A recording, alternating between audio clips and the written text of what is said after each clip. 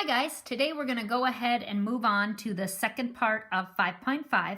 And 5.5, it's giving you a whole lot of formulas. Yesterday we looked at something called the double angle formula.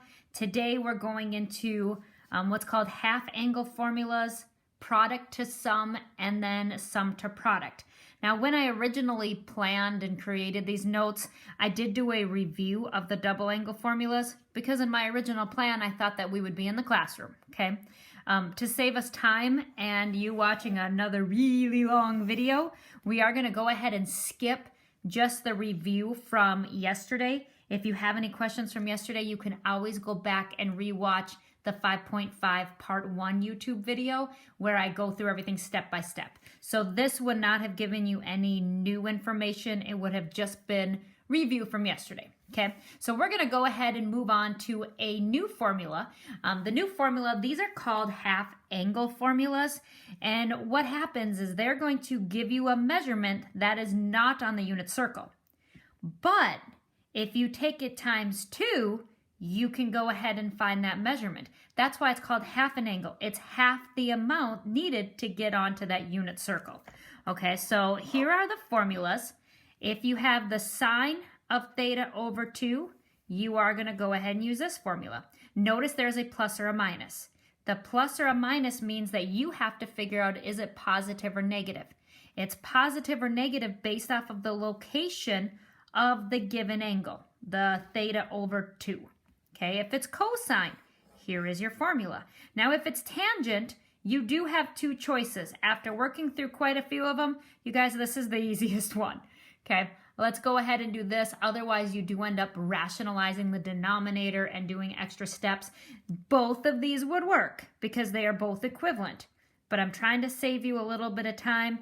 Just jump right to this one. It will prevent you from having to multiply top and bottom by conjugates and whatnot. Okay, so let's go ahead and look at this. It says we are evaluating expressions with half angle identities. So the first one says the cosine of 165. Now if you look here, 165 is not on the unit circle. We have 150 and 180. 165 would be in between there. We can't see it. So what they're saying to do is realize that theta over 2 is equal to 165. Now, again, you have to figure out if it would be positive or negative. So 165 would be between 150 and 180, so it's in quadrant 2.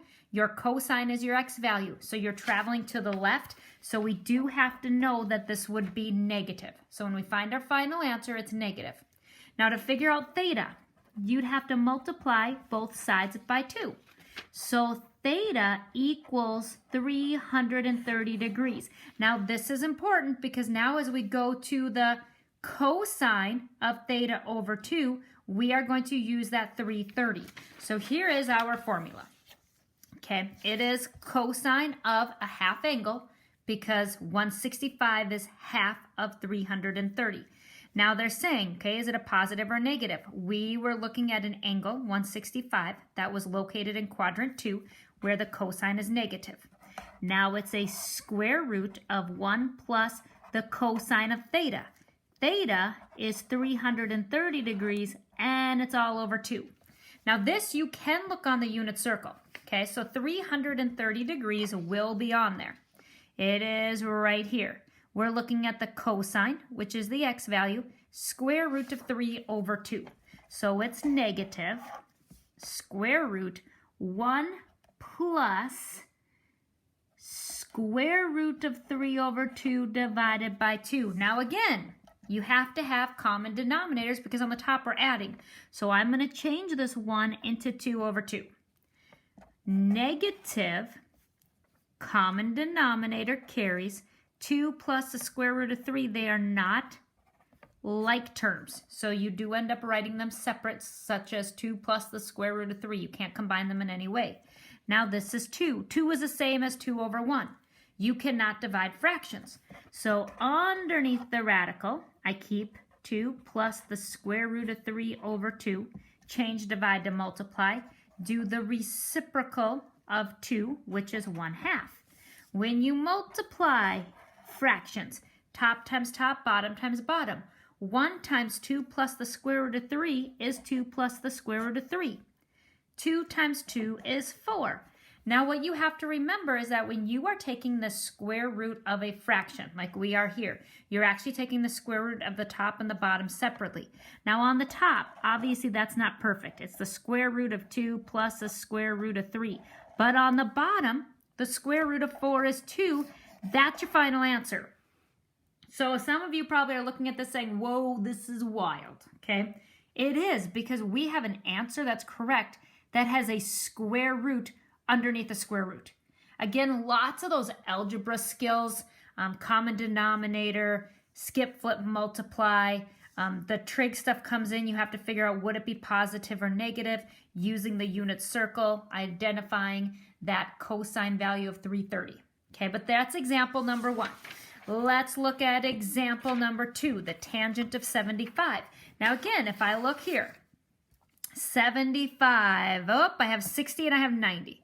So tangent of 75 is not on here. So we're going to go ahead and go to a half angle formula. That means theta divided by 2 is 75. But before I get too far and forget, 75 is located in quadrant 1. So quadrant 1, the tangent is positive. So when I go ahead and create that solution, we have to remember that it's positive because the tangent is positive in quadrant 1, and that's where this would fall. Now if I multiply both sides by 2, theta is 150 degrees. Now we go to our half angle formula for the tangent, okay? Half angle formula for the tangent is 1 minus the cosine of theta. Our theta is 150 degrees over the sine of theta, which is 150 degrees. Okay. Now if I go ahead and look at this, it's 1 minus 150 is on the unit circle. So here is 150. The cosine is the x, negative square root of 3 over 2. Negative square root of 3 over 2 over the sine of 150. Here's 150. The sine is the y value, so it is 1/2. Okay. Now here again, I can see that I'm going to be, in this case, adding because I'm minusing a negative. So this would turn into a plus. But I'm adding fractions. I need this 1 to have a common denominator, so I'm going to change it to 2 over 2. So this would be 2 plus a square root of 3 over the common denominator of 2, and that's over 1/2. You cannot leave it like this because you can't divide fractions, okay? So what you'd have to do is keep the top fraction the same. 2 plus the square root of 3 over 2, change divide to multiply, flip the bottom fraction upside down, and now becomes 2 over 1. Cross cancel, so 2 plus the square root of 3 over 1 is 2 plus a square root of 3. That's the tangent of 75. We're going to look at 2 more because this is one of our main ideas for the day, and it's kind of different. I want to make sure that you've got it. Okay, now these 2 we did degrees. Obviously, a unit circle, they're not always degrees. Okay, we also have radians. So if I have pi over 8, now pi over 8, remember what that would mean because there's an 8 on the bottom, is you would have 4 sections here and 4 sections here. So 1, 2, 3, 4, 5, 6, 7, 8. This would be your 8 pi. If I'm looking for 1 pi over 8, that means it's in the first section. So it would be in quadrant 1. The reason why that's important is because you have to figure out if it's positive or negative. The sine value is positive in quadrant 1, and that's where pi over 8 would fall. And again, you'll notice that it's not here. Pi over 8 is smaller than pi over 6, so it would be about right there. Okay, so we're looking at quadrant 1. It is positive. It's not there. So we have to say, okay, well, theta over 2 equals pi over 8. Now if I multiply by 2, that would cross cancel. So theta would equal 2 pi over 8 because this 2 is the same thing as 2 over 1. So top times top, bottom times bottom, I can reduce this. 2 over 8 can be reduced to pi over 4. So theta is pi over 4. We're looking at a sine function in quadrant 1, so we know it's going to be positive. So let's go ahead and go to the problem. So sine, plus or minus, it's positive because it's in quadrant 1. 1 minus the cosine of theta. Theta is pi over 4, and it's over 2. So there's my setup for this problem. So now I can use the unit circle, 1 minus. If I look at pi over 4, we're looking at the cosine, which is the x, square root of 2 over 2. Square root of 2 over 2, and it's all over 2. Again, on the top, I'm subtracting fractions. I need to make 1 into 2 over 2, because that way I can subtract them. Common denominator is 2, it carries over. 2 minus square root of 2, they are not like terms, so it's showing as 2 minus square root of 2. On the bottom is 2, which is the same as 2 over 1. You cannot divide fractions, so I have a square root, keep the first fraction the same. 2 minus the square root of 2 over 2. Change divide to multiply. Flip that second one upside down, so this becomes 1 over 2. Anything times 1 keeps its identity. So on the top, I have 2 minus a square root of 2. On the bottom, 2 times 2 is 4. Now remember, when you have a square root over a fraction, it's actually the square root of the top and the square root of the bottom separately. So your final answer is the square root of 2 minus the square root of 2 over the square root of 4, which is 2. That's where you get to stop. That's the correct answer in what's called exact form. You did not go into decimals. You kept everything as radicals. I still think it's super cool that our final answer has a square root underneath a square root. Don't know about you, but that's pretty darn cool if you ask me. One more of these, and then we're going to go ahead and solve some equations. Okay, so cosine of 5 pi over 8. Well, if I look here, 5 pi over 8, this is 5 pi over 6, this is pi, so 5 pi over 8, yeah, not really there. Okay, so what you'd have to realize is that if I'm looking at a denominator of 8, this whole thing would be separated into 8 sections, because this would be 8 pi over 8 to get you pi. Halfway would be a 4. So this would be 4 and down. This would be 4 and up to 8. So 5 pi over 8 is going to be in quadrant 2. Again, that's important because we have to know is it positive or negative.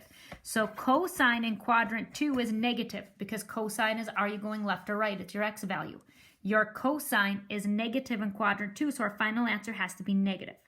Okay, 5 pi over 8, we saw that it's not there. So we can state that theta over 2 is 5 pi over 8. And by doing this, we'll find something that is on the unit circle. I can multiply both sides by 2. So theta equals 2 is the same thing as 2 over 1. So at this point, you could cross cancel or top times top, bottom times bottom. If I go top times top, I would have 10 pi over 8. I can divide top and bottom by 2, giving me 5 pi over 4. Now 5 pi over 4 is on your unit circle. So we know it's negative, we have theta. Now it's time where we can go ahead and use the formula. We're looking at the cosine, okay? First thing is plus or minus. Well, we know it's minus. Square root. 1 plus the cosine of theta. We found that theta is 5 pi over 4. So it's 5 pi over 4, and it's all over 2. Next step, you go to the unit circle. So it's 1 plus 5 pi over 4 is right here. You're looking for the cosine, which is the x value. It's negative square root of 2 over 2. So negative square root of 2 over 2. Once again, think of that 1 as 2 over 2. So it's negative underneath a square root. My common denominator is a 2. 2 plus a negative, that's the same thing as subtracting. So it's 2 minus the square root of 2 over 2. 2 is the same thing as 2 over 1. I cannot have a fraction over a fraction. So I have a square root of 2 minus a square root of 2 over 2. Change divide to multiply. Flip this thing upside down, so it's 1 over 2. We have that identity property of multiplication. If I multiply by a 1, it's not going to change this. 2 minus the square root of 2 over bottom. 2 times 2 is 4. Now when you take the square root of the top and the bottom separate, don't forget it's a negative up front. The top is the square root over 2 minus the square root of 2. Bottom, the square root of 4 is 2. And we are done with just the basics for what the heck is a half angle formula. Okay, hope 4 examples were enough, looking at 2 in degree mode, and then again we went ahead and looked at 2 in radians. So we're going to go ahead and turn the page, sticking with half angles, but we're going to move on into how do you solve with a half angle.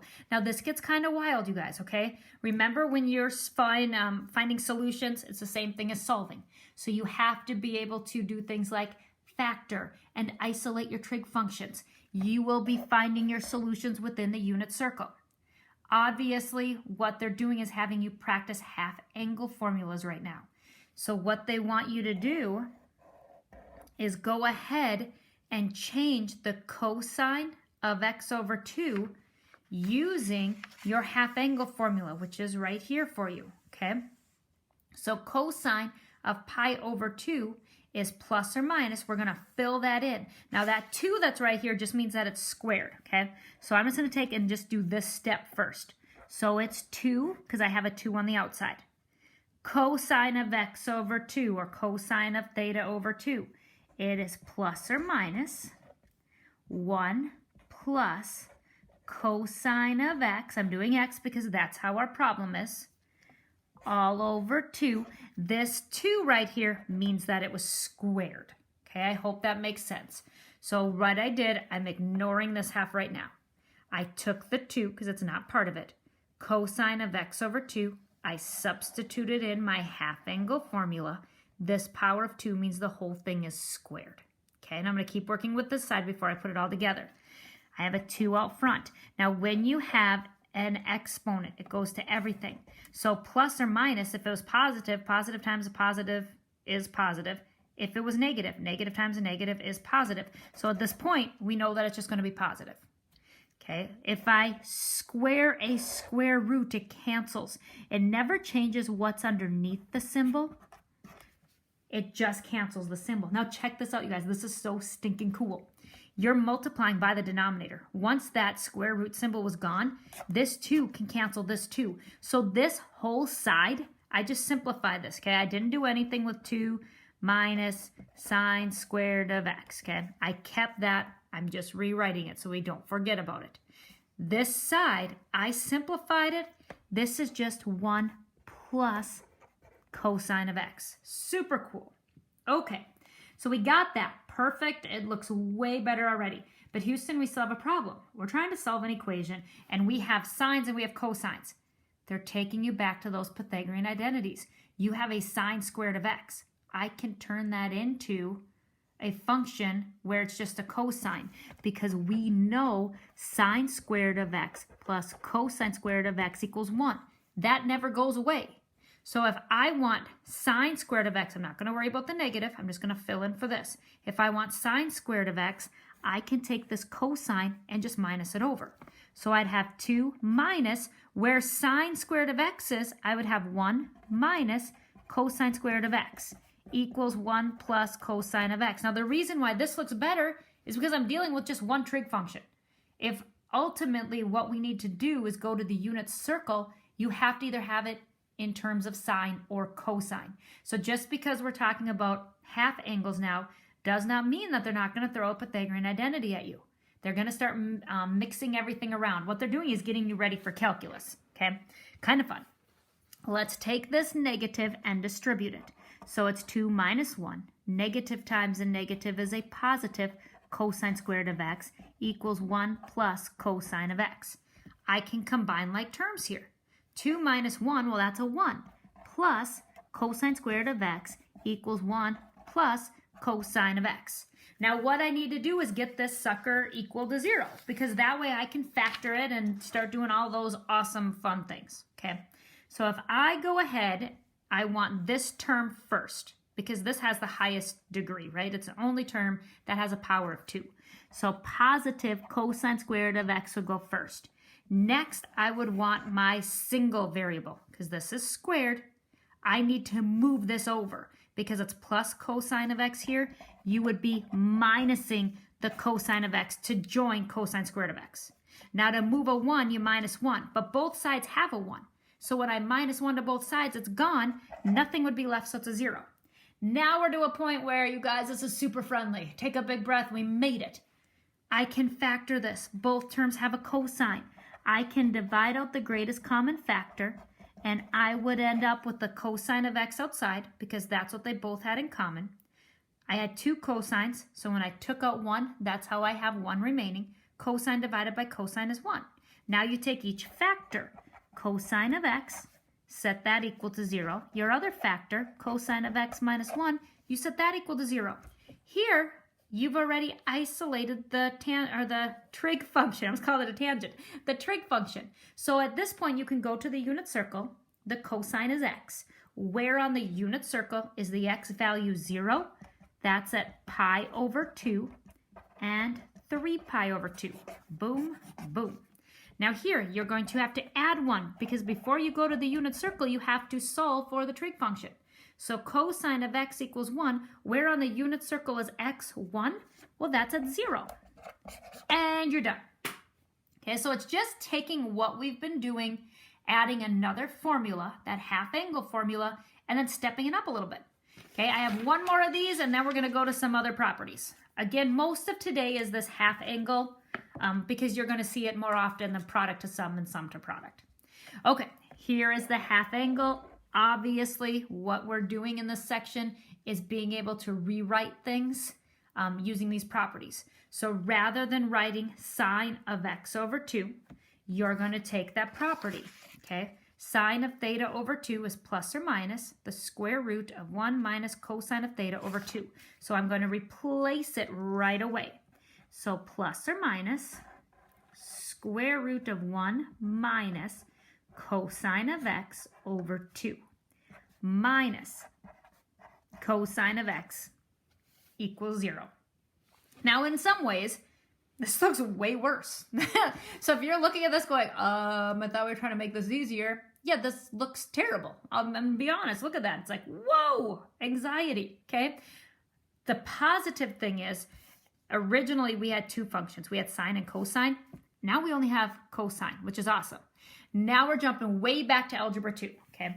In algebra 2, we talked about how you can solve radical equations. And what a radical equation means is that you have an equation that contains a radical symbol. You can cancel it by taking both sides to an exponent. But before you do that, you have to isolate the radical. What that means is I have to get the square root of 1 minus the cosine of x over 2. This has to be by itself before I square both sides. You have to isolate the radicals. So step 1, I'm going to move that cosine over. So plus or minus the square root of 1 minus the cosine of x over 2 equals this side. Now it's a cosine of x because it was negative here. I added it over. Now in order to cancel a square root, you got to square both sides. When you square a plus or minus sign, positive times a positive, positive. Negative times a negative, positive. So it's going to be positive, that sign goes. This cancels this. So I have 1 minus cosine of x over 2 equals cosine of x squared is the same thing as cosine squared of x. Okay, now in some ways, yes, it still looks pretty nasty. But I can cancel a denominator by multiplying both sides by 2. This cancels this, so 1 minus a cosine of x equals 2 times cosine squared of x. Now it's starting to look very friendly.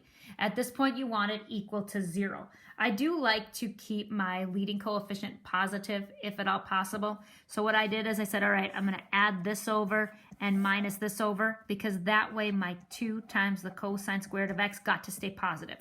Now here, I would add a cosine of x because I moved it. It was negative. You added it to the other side so it could join 2 cosine squared of x. This was a 1.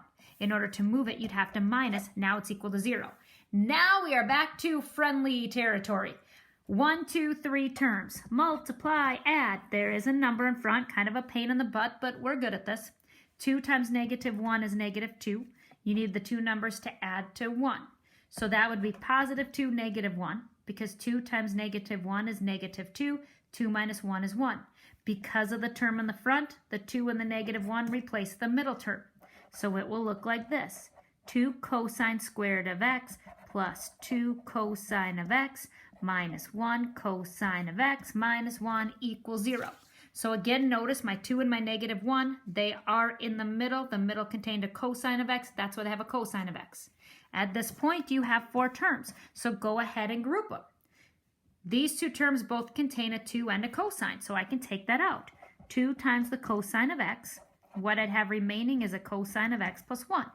I need this to match this. Well, the cosine of x matches and the 1 matches. What's different are the signs. This is positive, this is negative, this is positive, this is negative. If you want to change the signs and not change the value, you just divide out a negative 1. Because when I divide everything by a negative 1, the signs would change, making this positive cosine of x plus 1. This matches this. So whatever you took out, 2 cosine of x minus 1, that comes together to form a group. Cosine of x plus 1, what they had in common, that's a group. Now it's time to separate the two factors and set them equal to 0. 2 times the cosine of x minus 1 equals 0. Cosine of x plus 1 equals 0. You need to isolate your trig function before you go to the unit circle. So here I'd have to add 1 and divide by 2. So cosine of x would equal a positive 1/2. Here you'd have to minus 1. So cosine of x equals negative 1. These are the two things that you can use to go to your unit circle. You want to find wherever your cosine, your x value, is 1/2. Well, I know it's going to be on the right half of the unit circle because the cosine is the x value, meaning you're going to the right. Where is it 1/2? Well, that's pi over 3 and 5 pi over 3. So x equals pi over 3 and x equals 5 pi over 3. Okay, so that's the solution. These two are the solution for the cosine of 1/2. We also have the cosine of negative 1. Where on the unit circle is the x value negative 1? Well, that's at pi. So x equals pi, and we're done. So there are two examples of solving trig equations basically on steroids. They added Pythagorean identities and half identities and factoring and all the things, but they put it together. So if you could do these problems, be so proud of yourself because you have accomplished so much. And this part that's really sad is you're doing this on your own. Granted, you're watching videos, but I'm not right there to like double check and help you. So I do hope that you're really proud of yourselves. I am so proud of you. I do hope you know that every day. This is not an ideal situation, but you guys are rocking. So please just know, even if you get frustrated, I understand it's not ideal. I'm here to help you, and please be proud of yourselves. Okay, here is a breath of fresh air. New material. This is called product to sums. So what they're gonna do is take scenarios where you're multiplying either a sine with another sine, or a cosine with a cosine, or a sine with a cosine, or a cosine with a sine. And they give you a formula so you can rewrite it using sums and differences versus products. The main thing to do is just make sure that you're reading the problem. When they have you go product to sums, it is just rewriting. So you're not actually solving anything. You don't have to go to the unit circle. You don't have to factor anything. It is just showing that you understand how this would work and be able to just rewrite it, okay? So noticing with all of these formulas, the first value after a trig function is u. The second one is v. So if I'm looking at number 1, 5x is u, 4x is v. Now we have to figure out what formula are we using. We have to use the one that has a cosine followed by a sine. So it's right here, cosine followed by a sine. So we have 1/2 the sine of u plus v. So 5x plus 4x minus the sine of u, 5x, minus v, which is 4x. Now they just want you to simplify this. So please don't make this harder than it has to be. Check this out. 1/2 out front, 5x plus 4x. The sine is 9x. Minus the sine, 5x minus 4x is x. You rewrote the problem as a sum or a difference. You do not have to evaluate it. This is the final correct answer. Okay, like I said, this was a breath of fresh air coming. After the rest of the stuff, it's like, all you have to do is follow the formula, rewrite. Okay, one more just to make sure we've got it, and then we're going to go in opposite order. How do you go from sums to products? Kind of cool. Again, the first value after a trig function, that is u. The second value after a trig function, that is v. To figure out the formula, we have to find the one that is sine times cosine in that order.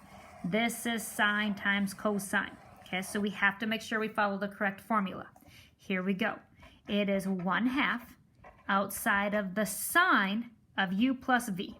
So 5x plus 3x plus the sine of u, 5x, minus v, 3x.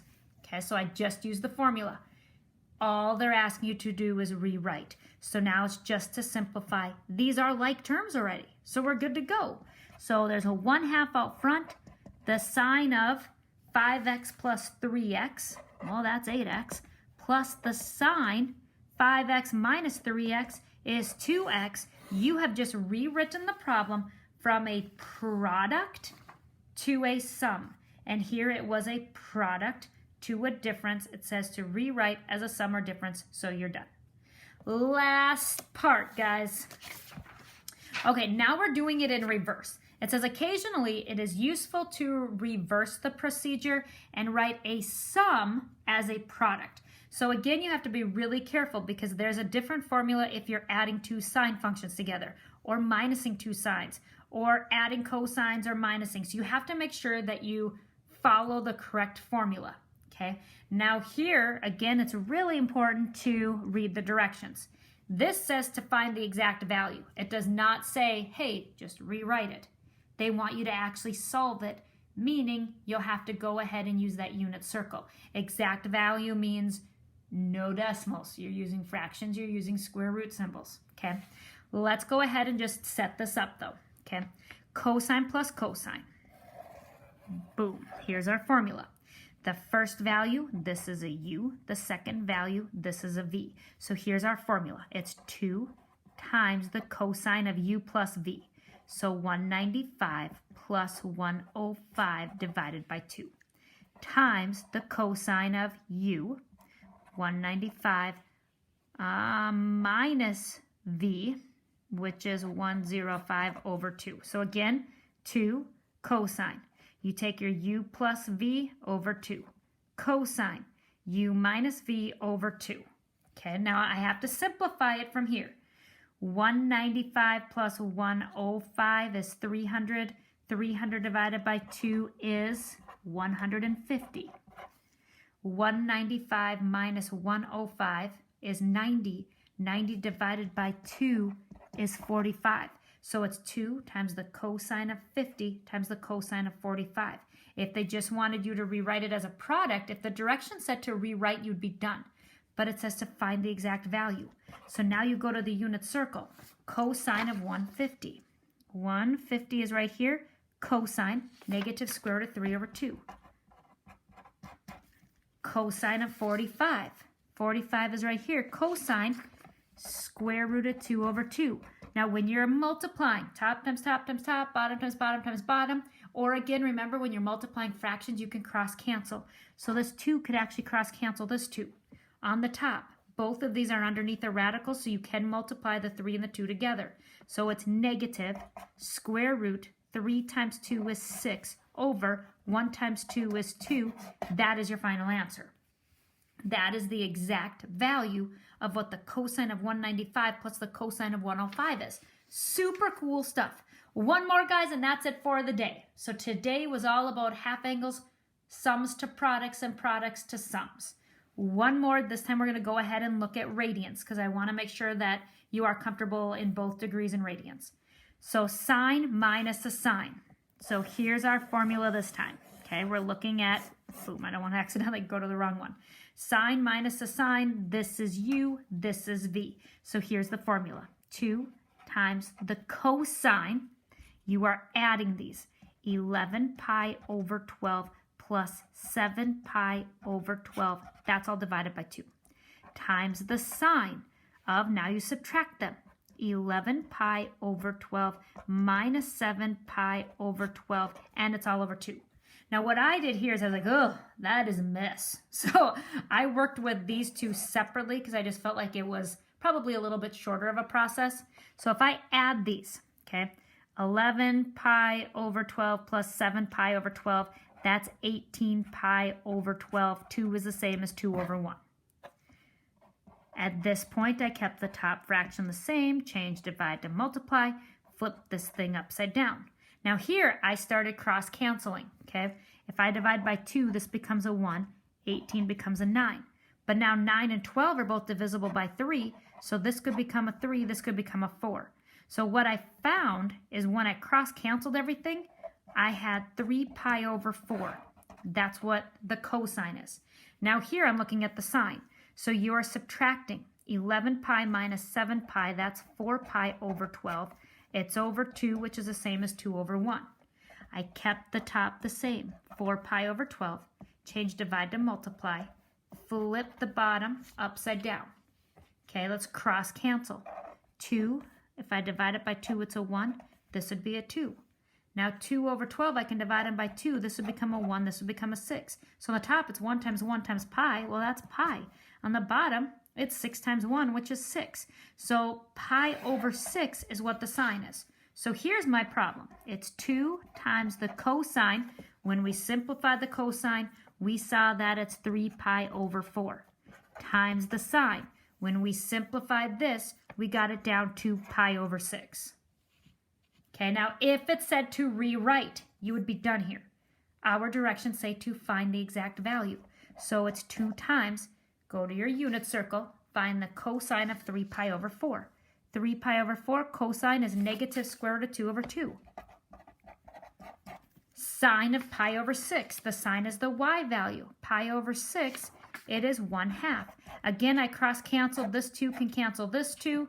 Top times top, negative square root of 2 over 2. And we have just finished 5.5, and we have finished chapter 5. So you guys, we're trucking right along. Again, very proud of you. There is a Zoom call tomorrow where I will answer questions on any of these identities. The double angle formula, half angle formula, sum to product, product to sum. There are some suggested assignments. Notice they're kind of all spread out because I picked ones that I thought were pretty similar to what you'll see on the test, and just to make sure that you completely understand the material. I hope you're doing well, and I hope to see a lot of you on the Zoom call tomorrow. Take care.